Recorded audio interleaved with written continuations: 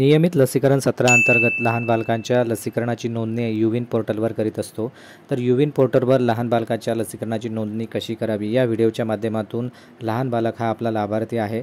लाभार्थी आधार नंबरवरून कशा पद्धतीने सर्च करावे, मोबाईल नंबरवरून कशा पद्धतीने सर्च करावे, तसेच एखाद्या बालकाची रजिस्ट्रेशनच नसेल तर ऑनसाईट रजिस्ट्रेशन हे ऑप्शन वापरून आपण ऑनसाईट रजिस्ट्रेशन कशा पद्धतीने करावे, लसीकरण कार्ड ऑनलाईन कसे डाउनलोड करावे इत्यादी संपूर्ण माहिती या व्हिडिओच्या माध्यमातून आपण बघूया। युविन पोर्टल ओपन करा, रजिस्टर्ड मोबाईल नंबर टाका आणि पासवर्ड टाका। पासवर्ड टाकल्यानंतर लॉग इन या बटनवर क्लिक करा। लॉग इन या बटनवर क्लिक केल्यानंतर रजिस्टर्ड मोबाईल नंबरवर OTP येईल, तो OTP या ठिकाणी एंटर करा।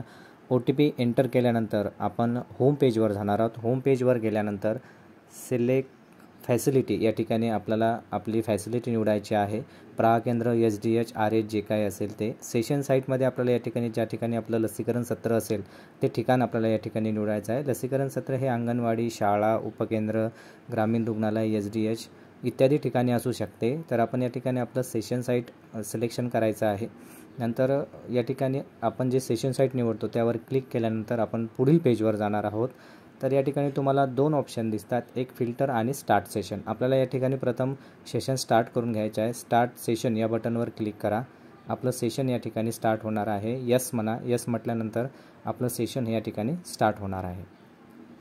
सेशन स्टार्ट झालेलं आहे। सेशन स्टार्ट झाल्यानंतर फिल्टर ऑप्शन आपल्यासमोर दिसते आणि शेवटला तुम्हाला प्लसचं ऑप्शन दिसते। फिल्टर या ऑप्शनवर गेल्यानंतर आपल्याला लाभार्थी हा आधार नंबर टाकून आणि मोबाईल नंबर टाकून आपण सर्च करू शकतो, जर लाभार्थ्याचं अगोदरच रजिस्ट्रेशन झालं असेल तर। जर एखाद्या बालकाचं रजिस्ट्रेशनच झालं नसेल तर प्लस या चिन्हावर आपण या बटनवर आपण या ठिकाणी क्लिक करून नवीन बालकाचे आपण ऑनसाईट रजिस्ट्रेशन या पद्धतीने रजिस्ट्रेशन करू शकतो आणि संपूर्ण माहिती भरून लसीकरण त्याचं आपण या ठिकाणी करू शकतो। तर आपण या ठिकाणी प्रथम फिल्टर या ऑप्शनवर जाऊन आधार नंबर सर्च करून लाभार्थ्याला सर्च करूया आणि त्याची पुढची डिटेल भरून आपण लसीकरणाच्या डोसची या ठिकाणी नोंदणी करूया। तर या ठिकाणी मी फिल्टर ऑप्शनवर क्लिक केलेलं आहे। त्यानंतर सर्च बायवर क्लिक केल्यानंतर आधार सिलेक्ट केलेला आहे। आधार सिलेक्ट केल्यानंतर या ठिकाणी मी ॲप्लाय बटनवर क्लिक करणार आहे। ॲप्लाय बटनवर क्लिक केल्यानंतर जर लाभार्थ्याची नोंदणी अगोदरच झाली असेल तर त्याचं संपूर्ण नाव या ठिकाणी येणार आहे। आधार नंबर या ठिकाणी आपल्याला एंटर करून घ्यायचा आहे। आधार नंबर एंटर केल्यानंतर ॲप्लाय करायचा आहे। ॲप्लाय केले की लाभार्थ्याचे डिटेल आपल्यासमोर येईल आणि त्यानंतर आपण पुढील माहिती भरणार आहोत। तर या ठिकाणी ॲप्लाय बटनवर क्लिक केलेलं आहे। बघा या ठिकाणी लाभार्थी आपल्यासमोर दोन लाभार्थी आलेले आहेत। एक युविन पोर्टलमध्ये आपण लहान बालक तसेच प्रेग्नेंट वुमेन दोघांची एंट्री करत असतो। या ठिकाणी दोन लाभार्थी आलेले आहेत, बेबी म्हणून आणि एक प्रेग्नेंट वुमन। या ठिकाणी आपण लहान बालकांची नोंदणी करीत असल्यामुळं बेबीच्या समोर जे एक आयकॉन दिसते प्लसचं त्या ठिकाणी क्लिक करा। त्या ठिकाणी क्लिक केल्यानंतर सदरच्या बालकाची आपण पुढील नोंदणी करणार आहोत। प्लस आयकॉनवर क्लिक केल्यानंतर कन्फर्म मोबाईल नंबर हे ऑप्शन आपल्यासमोर येईल। इथे लाभार्थ्याचा रजिस्टर्ड मोबाईल नंबर एंटर करायचा आहे। मोबाईल नंबर एंटर केल्यानंतर अशा पद्धतीने आपल्यासमोर परत एक विंडो ओपन होईल। या ठिकाणी बालकाच्या नावावर परत आपण क्लिक करणार आहोत आणि क्लिक केल्यानंतर बालकाच्या लसीकरणाच्या डोसची नोंदणी या ठिकाणी आपण करणार आहोत। आपल्यासमोर अशा पद्धतीचं पेज ओपन झालं असेल। या ठिकाणी दोन ऑप्शन आहेत, मॅन्युअल व्हेरिफिकेशन, आधार EKYC असे दोन ऑप्शन आहेत। तर मॅन्युअल व्हेरिफिकेशनवर क्लिक असू द्या आणि कंटिन्यू बटनवर क्लिक करा। कंटिन्यू बटनवर क्लिक केल्यानंतर अशा पद्धतीचं पेज आपल्यासमोर ओपन होईल। या ठिकाणी लाभार्थ्याची डिटेल आपल्याला दिसेल। PVTG हे ऑप्शन आपल्याला या ठिकाणी नो ठेवायचं आहे आणि त्यानंतर स्क्रोल अप करायचं आहे। स्क्रोल अप केल्यानंतर आपल्याला या ठिकाणी खाली माहिती अजून लाभार्थ्याची भरायची आहे। इथे OTP has been send to mobile number, आपण OTP टाकून देखील लाभार्थ्याचं रजिस्ट्रेशन करू शकतो। जर तुम्हाला OTP स्किप करायचा असेल तर तुमच्याकडे स्किप OTP देखील हे ऑप्शन आहे। तर या ठिकाणी स्किप OTP या बटनवर क्लिक करून आपण पुढच्या पेजवर जाऊया।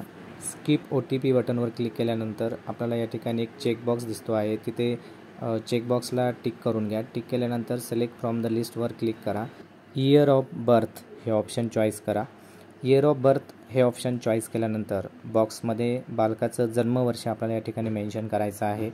जन्मवर्ष एंटर केल्यानंतर व्हेरीफाय अँड कंटिन्यू या बटनवर क्लिक करा। या ठिकाणी बालकाचं व्हेरिफिकेशन झालेलं आहे। इथं बालकाचे डिटेल आपल्यासमोर येते। परत कंटिन्यू या बटनवर क्लिक करा। कंटिन्यू या बटनवर क्लिक केल्यानंतर LGD व्हिलेज हे एक ऑप्शन आपल्यासमोर येते। इथे तुम्हाला या ठिकाणी तुमचं लसीकरण सत्र ज्या ठिकाणी आहे ते आपल्याला या ठिकाणी सिलेक्ट करायचं आहे। त्यानंतर खाली आशा म्हणून दिलेला आहे ऑप्शन, तिथे आपल्याला त्या गावातील किंवा त्या लसीकरण सत्राच्या कार्यक्षेत्रामध्ये असणारी आशांचं सिलेक्शन आपल्याला या ठिकाणी करायचं आहे। आशाचे नाव सिलेक्ट करून घ्या। आशाचे नाव सिलेक्ट केल्यानंतर स्क्रोल करा। स्क्रोल केल्यानंतर करंट व्हॅक्सिनेशनवर आपण आता क्लिक केलेलं आहे आणि आत्ता बालकाला आपण हे डोस देण्यासाठी पात्र आहे किंवा बालक हे डोस घेण्यासाठी या ठिकाणी पात्र आहे। जर बालक वरील डोस घेण्यासाठी पात्र नसेल, उदाहरण जर बालकाला आपण आत्ता पेंटा सेकंड देत असेल आणि जर बालकाला जर या ठिकाणी करंट व्हॅक्सिनेशनमध्ये पेंटा फर्स्ट दाखवत असेल, तर तुम्हाला प्रिव्हियस व्हॅक्सिनेशनवर जाऊन पेंटा फर्स्ट या ठिकाणी तुम्हाला सिलेक्शन करून तिथे मागील डोसची तारीख टाकायची आहे आणि सेव्ह अँड कंटिन्यू केल्यानंतर करंट व्हॅक्सिनेशनमध्ये बालकाला सेकंड डोस पेंटा येणार आहे। तर जर बालक करंट व्हॅक्सिनेशनमध्ये योग्य डोससाठी एलिजिबल नसेल, तर प्रिव्हियसमध्ये जाऊन देखील तुम्ही मागील डोसची तारीख टाकून आत्ताच्या डोससाठी त्याला पात्र करू शकता। तर मी या ठिकाणी अगोदरच रजिस्ट्रेशन केलं असल्यामुळं या बालकाची नोंदणी या ठिकाणी झालेली आहे आणि म्हणून करंट डोसमध्येच हा लाभार्थी पेंटा फर्स्टसाठी या ठिकाणी पात्र आहे। म्हणून मी या ठिकाणी सर्व ऑप्शन आहे ते टिक करून घेतो। म्हणजे या बालकाला याच्या अगोदर BCGचं लस दिली होती आणि BCGच्या नंतर आपण पेंटा फर्स्ट देतो 1.5 महिन्यानंतर। त्यामुळे हे ऑप्शन माझ्यासमोर ऑलरेडी उपलब्ध आहेत, त्याच्यामुळे मी यांना सगळ्यांना टिक मार्क करतो, चेक मार्क करतो, सेव्ह अँड कंटिन्यू करतो आणि पुढील पेजवर या ठिकाणी आपण जाऊया। सेव्ह अँड कंटिन्यू केल्यानंतर आपल्यासमोर लाभार्थ्याची संपूर्ण माहिती उपलब्ध होईल। डोस आणि तो डोस आपण कोणत्या तारखेला दिली ती संपूर्ण माहिती आपण एक वेळेस चेक करायची आहे। चेक केल्यानंतर व्हॅक्सिनेट मेंबर या बटनवर क्लिक केल्यानंतर या ठिकाणी लाभार्थ्याला संपूर्ण लसीकरण झाला असा त्याचा अर्थ होतो आणि तसा मेसेज देखील आपल्या स्क्रीनवर येतो। तर व्हॅक्सिनेट मेंबरवर क्लिक करा। व्हॅक्सिनेट मेंबरवर क्लिक केल्यानंतर आपल्यासमोर स्क्रीनवर एक मेसेज येईल व्हॅक्सिनेटेड सक्सेसफुली म्हणून। या ठिकाणी लाभार्थ्याला पूर्ण लस या ठिकाणी देऊन झालेली आहे आणि ऑनलाईन रजिस्ट्रेशन देखील त्याची झालेली आहे। डाउनलोड एक्नॉलेजमेंट एक ऑप्शन आपल्यासमोर उपलब्ध झालेलं आहे, त्यावर क्लिक केल्यानंतर लाभार्थ्याचं जे ऑनलाईन लसीकरण कार्ड आहे ते PDF स्वरूपात डाउनलोड होईल आणि त्यामध्ये बालकाला आपण जे लसीकरण दिलेले आहे त्याच्या नोंदी आपल्याला या ठिकाणी बघायला मिळतील आणि सदरचे जी माहिती आहे ती लाभार्थ्याला देखील आपण शेअर करू शकतो। तर आपण या कार्डमध्ये बघू शकतो की लाभार्थ्याचं नाव आणि त्याला आपण दिलेले डोस आणि ती तारीख या ठिकाणी शो होते आहे। तर अशा पद्धतीने या व्हिडिओच्या माध्यमातून आपण युविन पोर्टलवर लहान बालकाची नोंदणी कशी करावी, आधार नंबरने कसे सर्च करावे, मोबाईल नंबर टाकून कसे सर्च करावे, ऑनसाईट रजिस्ट्रेशनने देखील आपण सर्च करू शकतो आणि लाभार्थ्याचं जे लसीकरण कार्ड आहे ते ऑनलाईन आपण PDF स्वरूपात डाउनलोड करू शकतो। तुम्हाला जर खरंच हा व्हिडिओ माहितीपूर्ण वाटला असेल तर नक्की कमेंट शेअर करा आणि अशाच नवनवीन आरोग्यविषयक माहितीसाठी या चॅनलला सबस्क्राईब करा। सर्वांचे मनपूर्वक धन्यवाद।